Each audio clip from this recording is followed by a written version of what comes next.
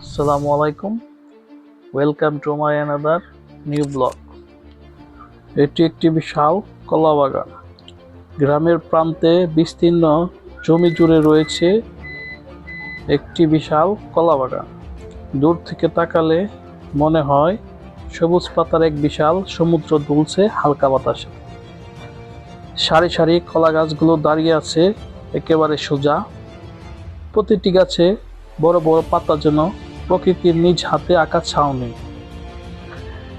গাছের মাঝখানে ঝুলে আছে সবুজ ও পাকা কলা ঘ্রাণে ভরা থোর। সকালের সূর্য আলো পাতার ফাঁক দিয়ে যখন নিচে পড়ে, তখন বাগানের ভেতর সৃষ্টি হয় এক মোহনীয় পরিবেশ। মৌমাছি, প্রজাপতি আর পাখির কিচিরমিচির পুরো এলাকা জেগে ওঠে। কৃষকেরা সকাল থেকে বাগানে কাজ করে, গাছের যত্ন নেই, কলা কেটে বাজারে